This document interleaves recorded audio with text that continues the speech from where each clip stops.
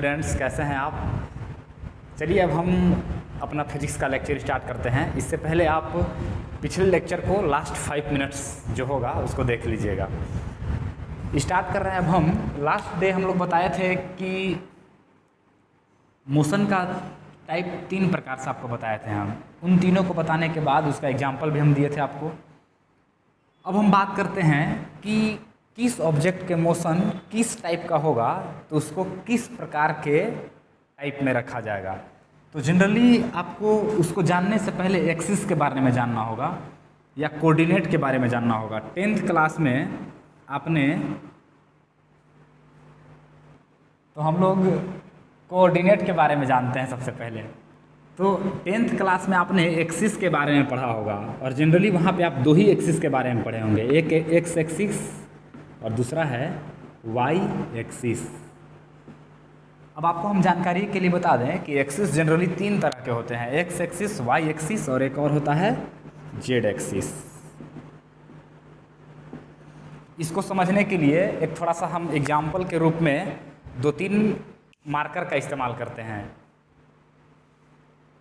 जैसे ये सिर्फ है वाई एक्सिस, ठीक है, ये है एक्स एक्सिस। तो अभी तक आपने 10th क्लास में जो पढ़ा है वो सिर्फ एक्स एक्सिस और वाई एक्सिस के बारे में पढ़ा है, पर जो थर्ड एक्सिस है वो जेड एक्सिस देखिए इस तरह से है।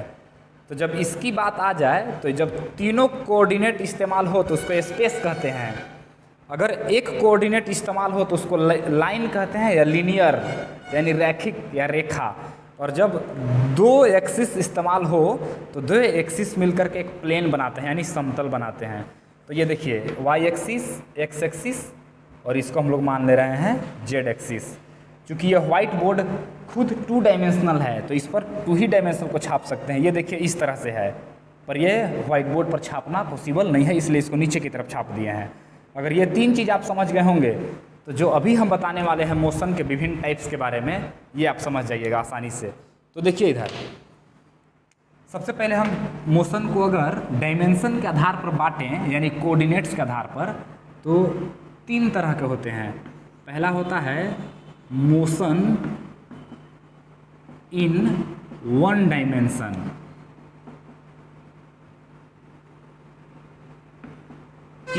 इसी को अगर दूसरी तरह से हम बोले तो ऐसे बोल सकते हैं 1 डायमेंशनल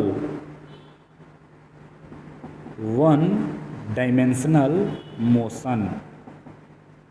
सेकेंड, चूंकि डायमेंशन 3 को पढ़े, एक्स एक्सिस, वाई एक्सिस और जेड एक्सिस, उसी तरह से यहाँ भी होगा motion in 2 dimension. Motion in 2 dimension, direct इसको शॉर्टकट ऐसे लिख सकते हैं मोशन इन 2D, या शॉर्टकट टर्म में 2 डायमेंशनल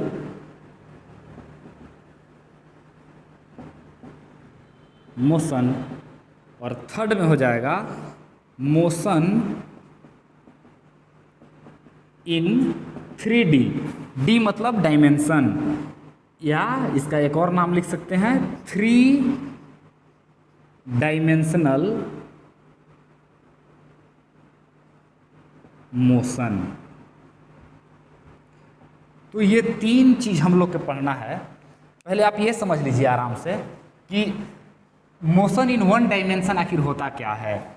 अगर हम एक ट्रेन की बात करें तो ट्रेन का जो मोशन है, या एक स्ट्रेट रोड पर जो स्ट्रेट पाथ है, मतलब सीधी सड़क है, उस पर किसी साइकिल की गति के बारे में हम बात करेंगे तो हो जाएगा मोशन इन 1 डायमेंशन, या दूसरी भाषा में बोले तो 1 डायमेंशनल मोशन। इसका एग्जाम्पल हो जाएगा सरल रेखा में गति, मतलब रैखिक गति, या दूसरी भाषा में कहें तो मोशन इन स्ट्रेट लाइन, जो आपका चैप्टर अभी हम स्टार्ट किए हैं ना, मोशन इन स्ट्रेट लाइन, ये इसी का एग्जाम्पल है। आगे जो मोशन इन 2 डायमेंशनल की हम बात कर रहे हैं, इसका एग्जाम्पल हो जाएगा प्रोजेक्टाइल मोशन। ये आपको आगे हम बताएंगे कि प्रोजेक्टाइल मोशन क्या है। प्रोजेक्टाइल मोशन या motion of insect, motion of insect, insect माने कीड़े मकोड़े या सांप वगैरह। और मोशन इन 3D यानी 3 डायमेंशनल मोशन का एग्जाम्पल हो जाएगा motion of plane in sky, माने आसमान में वायुयान की गति या आसमान में पतंग की गति जो है वो इसके अंतर्गत आ जाएगा। ऐसा क्यों हम बोल रहे हैं, इसको भी आप जल्दी से समझ लीजिए, फिर बाद में ये तीनों का डेफिनेशन लिखवा दिया जाएगा। तो समझिएगा बात कि मोशन इन वन डायमेंशन कहते किसको है। तो जब कभी भी किसी मोशन को कंप्लीट डिस्क्राइब करने के लिए, मतलब कंप्लीट उसके बारे में बताने के लिए सिर्फ एक कोऑर्डिनेट की जरूरत पड़े, या एक्स एक्सिस का, या सिर्फ वाई एक्सिस का, या सिर्फ जेड एक्सिस का। आपको पता है कि एक्सिस का नाम हम अलग अलग बदल सकते हैं। तो अगर कोई ऐसा मोशन जिसको कंप्लीटली डिस्क्राइब करने के लिए, कंप्लीटली हमको बताने के लिए सिर्फ एक एक्सिस का जरूरत पड़ता है, तो उसको हम लोग कहते हैं मोशन इन वन डायमेंशन, या शॉर्टकट वन डायमेंशनल मोशन। तो अभी जो हम आपको चैप्टर नंबर 3 स्टार्ट किए हैं फिजिक्स का, चैप्टर नंबर 3, उसका नाम है मोशन इन स्ट्रेट लाइन। वो इसी का एग्जाम्पल है, मोशन इन वन डायमेंशन का।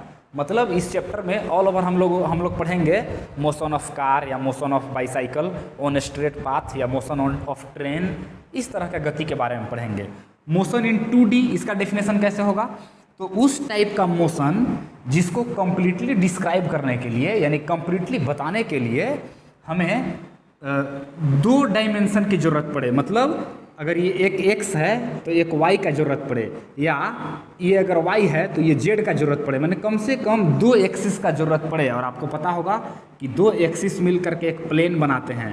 प्लेन माने सरफेस, यानी सतह बनाते हैं। तो सतह पर का जो मोशन होगा उसको मोशन इन स्ट्रेट लाइन कहते हैं, सॉरी मोशन इन 2 डायमेंशनल कहते हैं, या दूसरी शब्दों में 2 डायमेंशनल मोशन, जिसका एग्जाम्पल है प्रोजेक्टाइल मोशन।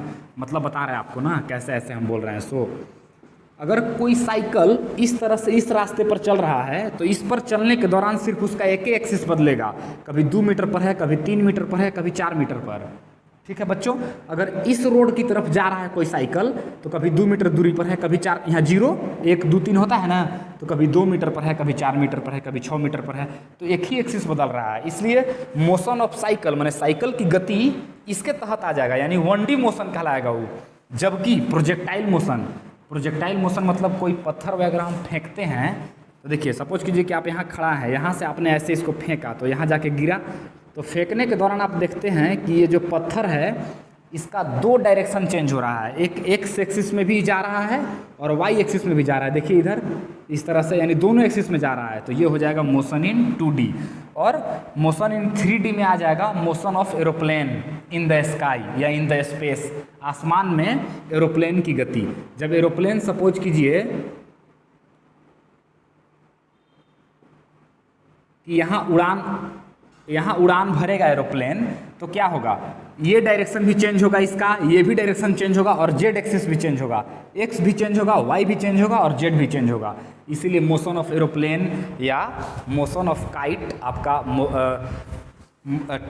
3 डायमेंशनल मोशन के तहत आ जाता है। तो आपको समझ में आ गया होगा। तो आइए इन तीनों का डेफिनेशन लिख देते हैं। हम जो बताए थे उसको हम डेफिनेशन लिखवा दिए। देखिए क्या है, मोशन इन 1D, इसी को दूसरा शब्द में हम क्या कह सकते हैं, 1 डायमेंशनल मोशन। इसी बार सिर्फ इसको दिखा रहे हैं, बाकी सेकंड बार सीधे लिखेंगे हम 2 डायमेंशनल मोशन या 3 डायमेंशनल मोशन, इस चीज़ को नहीं लिखेंगे। देखिए क्या है definition, if the motion of the body is completely described by using 1 coordinate, मतलब सिर्फ एक कोऑर्डिनेट को, या एक्स कोऑर्डिनेट या वाई कोऑर्डिनेट या जेड कोऑर्डिनेट को इंडिकेट करने के बाद मतलब एक ही किसी कोऑर्डिनेट की ज़रूरत से अगर कोई मोशन कम्प्लीटली डिस्क्राइब हो जाए तो उस टाइप के मोशन को हम लोग 1 डायमेंशनल मोशन कहते हैं, या मोशन इन 1 डायमेंशन कहते हैं। जैसे example, all straight line motion, माने सारी सीधी रेखा में होने वाली जो गति है वे सब के सब 1D मोशन है। अगर इसका एग्जाम्पल, क्लियर एग्जाम्पल के बारे में बात करें तो motion of car on the straight path, या second motion of train on the straight track. सीधी रेखा में चलने पर कोई सिर्फ एक ही एक्सिस बदलेगा, या तो एक्स एक्सिस बदलेगा, या तो वाई एक्सिस, या जेड एक्सिस। पर जब अगर हम प्लेन की बात करें, जैसे कोई पत्थर को फेंकेंगे तो फेंकने के बाद आपने फिगर से समझा था पीछे कि 2 एक्सिस चेंज हो रहा था। जब 2 एक्सिस चेंज होने लगे तो उसको हम लोग मोशन इन प्लेन कहते हैं, या मोशन इन 2 डायमेंशनल। तो चलिए मोशन इन 2 डायमेंशनल का अति देखिए डेफिनेशन और उसका एग्जाम्पल, और बिना कहे दोनों को हम लगातार लिखवा दे रहे हैं। सेकेंड है 2 डायमेंशनल मोशन या 2D मोशन। अगर किसी मोशन को डिस्क्राइब करने के लिए दो एक्सिस का जरूरत पड़े तो उसे हम लोग कहते हैं टू डायमेंशनल मोशन। इसका एग्जांपल मोशन इन प्लेन, जो हम लोग स्ट्रेट लाइन मोशन खत्म करने के बाद जो चैप्टर नंबर 4 स्टार्ट होगा हम लोग का फिजिक्स में, वो यही है जिसमें हम लोग दो डायमेंशनल चेंज कैसे करता है वो उसमें सीखेंगे। तो इसका एग्जाम्पल क्या होगा, मोशन ऑफ इंसेक्ट मैंने कीड़े मकोड़ों का मोशन, या स्नैक यानी सांप का गति, और एक प्रोजेक्टाइल मोशन जो हम लोग पत्थर फेंकते हैं तो जो इस तरह का पाथ बनता है, ये एक्स एक्सिस है, ये वाई एक्सिस, इस तरह का ये पाथ प्रोजेक्टाइल मोशन कहलाता है। चलिए, इस टाइप के पाथ बनने के दौरान जो मोशन होता है इसको प्रोजेक्टाइल मोशन कहते हैं। समझ गए होंगे, इसको भी उतार लीजिए फटाफट। चलिए लास्ट है 3 डायमेंशनल मोशन। जब किसी, जैसे हम स्पेशल लेकर के चल रहे हैं एरोप्लेन के मोशन में, तो एरोप्लेन जब मोशन करता है तो उसमें एक्स एक्सिस भी चेंज होता है, वाई एक्सिस भी और जेड एक्सिस भी चेंज होता है। एक्स एक्सिस भी, वाई एक्सिस भी और जेड एक्सिस भी। तो इसीलिए हम लोग इसको कहते हैं प्लेन का मोशन को 3 डायमेंशनल मोशन, या स्पेस में काइट मतलब पतंग का मोशन। पतंग भी जब ऊपर में कहीं उड़ता है तो पतंग के भी उड़ने के दौरान एक्स एक्सिस भी चेंज होता है, वाई भी और जेड भी। एक्स इधर वाला, वाई इधर वाला और जेड इधर वाला। इसी को हम लोग 3D मोशन या 3 डायमेंशनल मोशन कहते हैं, जो आपको आगे पढ़ना है। ये इंटरमीडिएट का चीज़ नहीं है। तब आपको अच्छी तरह समझ में आ गया होगा। अब हम अगला टॉपिक, इसको उतार लीजिएगा आप वीडियो को पॉज करके यानी रोक करके। अब हम लोग आगे टॉपिक पढ़ने वाले हैं जो 9th क्लास में डिस्टेंस के बारे में पढ़े थे, डिस्टेंस, डिस्प्लेसमेंट और difference between distance and displacement. वही अब आगे मेरा अगला टॉपिक है, पर उससे थोड़ा सा बिल्कुल एक्सपेंसिव फॉर्म है, थोड़ा सा बड़ा रूप में पढ़ेंगे, थोड़ी अच्छी तरह से पढ़ेंगे। चलिए आगे देखिए डिस्टेंस का। अब हम जो 9th क्लास का टॉपिक था वही स्टार्ट हुआ है, ये 11th में भी है। डिस्टेंस, डिस्टेंस किसको कहते हैं भाई, यानी दूरी क्या है, तो the total length of path covered by a moving body is called distance. Distance किसको कहते हैं, तो किसी मूविंग बॉडी के द्वारा जितना पाथ को कवर किया जाएगा, जितना पाथ ऑफ लेंथ को कवर किया जाएगा, उसी को हम लोग क्या कहते हैं, डिस्टेंस, जिसको इंडिकेट करते हैं एस से। इसका ऐसा यूनिट मैंने इसको क्या में मापते हैं, तो मीटर में, और यह एक स्केलर क्वांटिटी है। स्केलर और वेक्टर क्वांटिटी, फिजिकल क्वांटिटी दो तरह के होते हैं, एक स्केलर और एक वेक्टर। स्केलर उस टाइप के क्वांटिटी को, उस टाइप के फिजिकल क्वांटिटी को कहते हैं जिसको डिस्क्राइब करने के लिए सिर्फ मैग्नीट्यूड की जरूरत हो, डायरेक्शन की नहीं, उसके स्केलर कहते हैं। और वेक्टर क्वांटिटी किसको कहते हैं, तो जिसको कंप्लीटली डिस्क्राइब करने के लिए स्केलर के साथ साथ डायरेक्शन की जरूरत पड़े, मतलब मैग्नीट्यूड के साथ साथ डायरेक्शन की जरूरत पड़े, उसको हम लोग कहते हैं वेक्टर क्वांटिटी। 9th क्लास में आप पढ़े होंगे, इसलिए सिर्फ हम यहाँ हिंट्स केवल कर दिए हैं। अब इसको हम एक एग्जाम्पल के तौर पर समझते हैं। इधर देखिएगा, जैसे कोई पॉइंट O है, यहाँ से एक बॉडी मूव करना स्टार्ट किया, पॉइंट A तक गया और A से चला गया B तक। अब अगर हम पूछेंगे कि जो ऑब्जेक्ट O से स्टार्ट किया था चलना वो B तक गया, तो टोटल डिस्टेंस बताइए इसका। तो डिस्टेंस मतलब क्या होता है, टोटल लेंथ ऑफ पाथ, मतलब कितना रास्ता तय किया है। तो अगर हम बात करेंगे यहाँ टोटल लेंथ का, यानी टोटल डिस्टेंस का, सिर्फ डिस्टेंस लिख रहे हैं, तो डिस्टेंस इज इक्वल टू होता है टोटल लेंथ ऑफ पाथ, यानी रास्ता की कुल लंबाई, टोटल लेंथ ऑफ पाथ। इसको इधर छाप करके अभी एक एग्जाम्पल के रूप में इसको ऐसे दिखाइएगा। तो डिस्टेंस को इंडिकेट करते हैं एस से, अभी हम लोग पढ़े हैं। तो S is equal to total length of path, तो यहाँ से यहाँ गया, यहाँ से यहाँ गया है, यानी ओ ए प्लस कितना हो जाएगा, ए बी। इस तरह से आपने दूरी के बारे में जाना। जहाँ से कोई ऑब्जेक्ट स्टार्ट करता है चलना उसको प्रारंभिक बिंदु कहते हैं, और जहाँ पहुँचता है उसको अंतिम बिंदु कहते हैं। अगर इंग्लिश में बात करें हम तो इसको बोलेंगे initial, INITIAL, initial position, POSITION। और इसको बोलेंगे हम लोग फाइनल, माने अंतिम स्थिति, माने पोजीशन। ये हम इसलिए बताए क्योंकि जब हम डिस्प्लेसमेंट अभी लिखवाएंगे, डिस्प्लेसमेंट किसको कहते हैं, तो the linear distance, the shortest distance या the linear distance between initial position and final position is called displacement. अगर हम यहाँ डिस्प्लेसमेंट की बात करेंगे तो O से A तक के B तक का जो शॉर्टेस्ट डिस्टेंस हुआ ना, जिसको लीनियर डिस्टेंस कहते हैं, यही होगा डिस्प्लेसमेंट। लेकिन अभी चिंता नहीं करना है, अभी सिर्फ आपको डिस्टेंस लिख करके यहाँ तक आ जाइए और एग्जाम्पल लिख लीजिए, इसको छाप लीजिए और इसके, हाँ बस, फिर आगे डिस्प्लेसमेंट हम लिखवाएंगे आपको। आगे है displacement, the shortest distance between initial and final position is called displacement, या दूसरी तरीका से कह सके हम तो the straight line distance between initial and final position is called displacement. कहने का मतलब ये है ना कि जब प्रारंभिक स्थिति और अंतिम स्थिति के बीच का अगर आप पॉइंट देखिएगा तो हमेशा वो स्ट्रेट लाइन ही आता है, कभी भी कर्व लाइन नहीं आएगा। जब भी आएगा यानी शॉर्टेस्ट डिस्टेंस स्ट्रेट डिस्टेंस ही होता है, इसीलिए दो टाइप का हम डेफिनेशन लिखवाएं, हालांकि दोनों का मीनिंग एक ही है। अगर हम इतना आप उतार लिए होंगे तो इसके बारे में लिख लीजिए फटाफट आप लोग इधर से ऐसे करके। इट इज डिनोटेड बाई, क्या चीज़ से इसको डिनोट करते हैं तो डी से। इसका भी एसआई मात्रक का होगा, एसआई यूनिट, यानी इसको भी क्या में मापते हैं तो मीटर में ही, डिस्टेंस है तो मीटर में मेजरमेंट होगा। Its SI unit is metre, पर लिखाता है मीटरे, METRE, मीटर। अब ये स्केलर क्वांटिटी है कि वेक्टर, तो it is a vector quantity, यह एक वेक्टर क्वांटिटी है।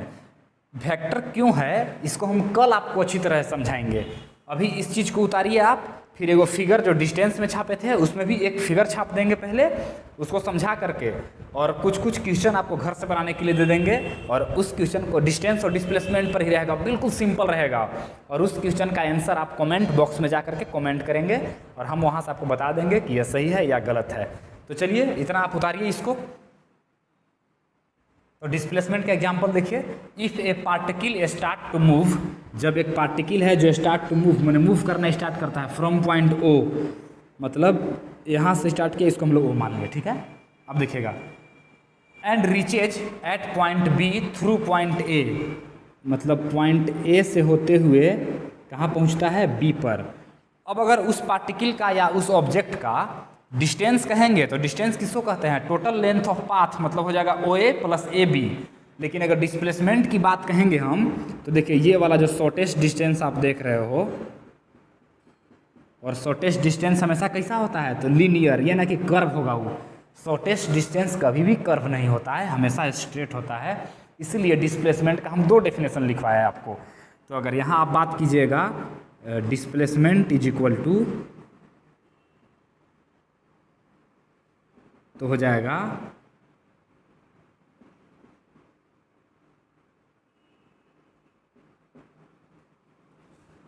स्ट्रेट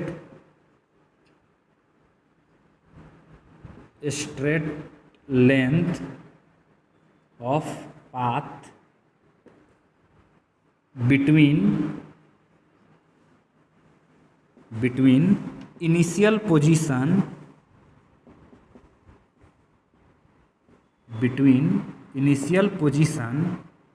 and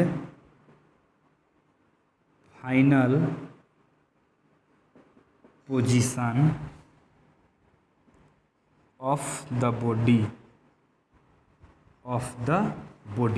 मतलब बॉडी का इनिशियल और फाइनल पोजीशन। तो हो सकता है कि नीचे आपको प्रॉब्लम हो, तो अब यहाँ हम लिख देते हैं एग्जाम्पल में ऐसे करके, इस फिगर को यहाँ तक उतार लीजिएगा। अब हम डिस्प्लेसमेंट को इंडिकेट क्या से करते हैं भाई, तो डी से। तो डी इज इक्वल टू हो जाएगा सीधा OA प्लस AB, नहीं ये डिस्टेंस है तो सीधा क्या हो जाएगा OB। तो D is equal to OB, आप समझ गए होंगे। तब अब हम एक क्वेश्चन दे रहे हैं, इसको पहले उतार लीजिए यहाँ, इसको यहाँ लिखने के बाद इसको यहाँ नीचे उतारिएगा। तो क्वेश्चन हम एक आपको बता दे रहे हैं और बाकी आपको बनाने के लिए घर से दे देंगे, उसको कमेंट बॉक्स में कमेंट कर दीजिएगा। Find the distance and displacement of the body when it moves from point A to B, मतलब एक वस्तु है जो A से B तक जाता है, बिंदु A से बिंदु B तक जाता है, तो उसका डिस्टेंस और डिस्प्लेसमेंट फाइंड करना है आपको। बहुत सिंपल, वेरी सिंपल क्वेश्चन। एक एग्जाम्पल के तौर पर हम आपके सामने ले रहे हैं।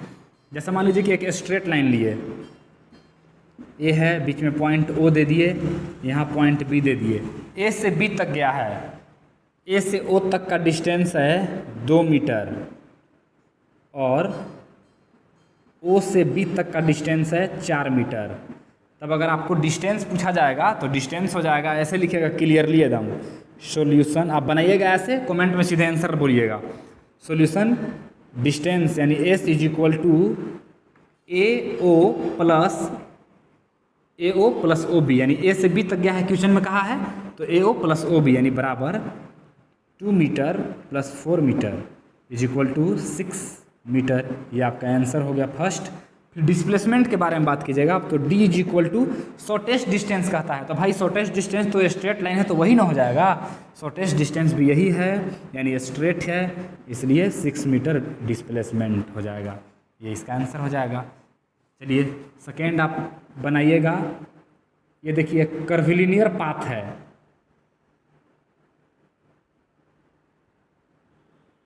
ये देख लीजिए सेंटर है ओ, इसका रेडियस है 7 मीटर, यहाँ ए है और यहाँ बी है।